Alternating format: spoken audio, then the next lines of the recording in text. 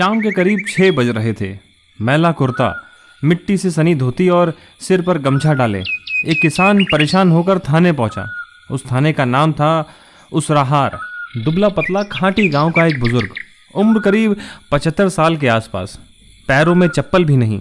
थाने में घुसने से भी थोड़ा डर रहा था। वहां पुलिस वाले तैनात थे, लेकिन डर के मारे वो बेचारा बुजुर्ग किसान कुछ बोल भी नहीं पा रहा था। कहीं दरोगा जी उसकी बात का बुरा ना मान जाएं। फिर एक हेड कांस्टेबल खुद ही उस किसान के पास आता है। सवाल पूछता है कि क्या काम है। परेशान किसान कहता है कि अरे दरोगा जी, मेरी जेब किसी चोर उचक्के ने काट ली। उसकी फरियाद लेकर थाने आया हूं, मेरी रपट लिखवा लीजिए। ये बात सुनकर थाने के बाहर ही टेबल कुर्सी लगाकर आराम कर रहे एक हेड कांस्टेबल की नजर उस किसान पर गई।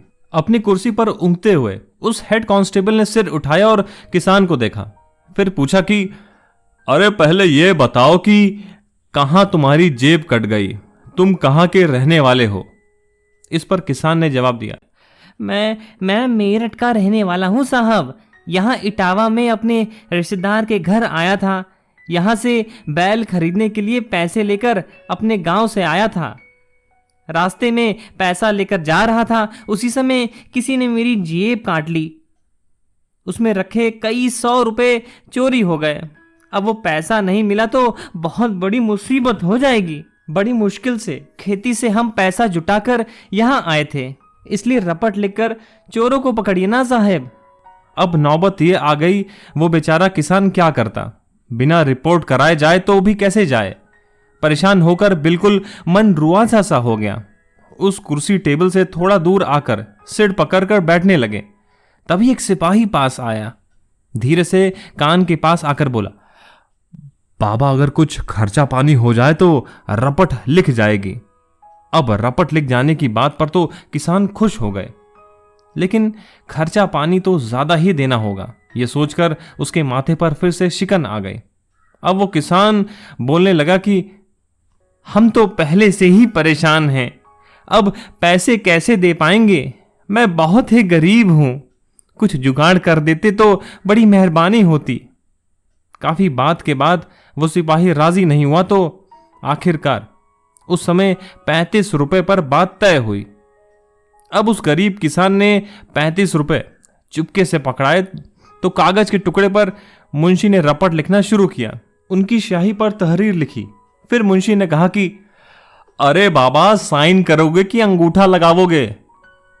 फिर यह कहते हुए उस पुलिस वाले ने पेन और अंगूठा लगाने वाली स्याही का पैड भी आगे बढ़ा दिया। अब उस किसान ने पहले पेन उठाया और फिर स्याही वाला पैड भी। पुलिस वाला भी थोड़ी देर के लिए अचरज में पड़ गया कि आखिरकार ये क्या करेगा, साइन करेगा या अंगूठा लगाएगा। अब वो पुलिस वाला इसी उधेड़ बुन में था कि आखिरकार ये किसान क्या करने वाला है।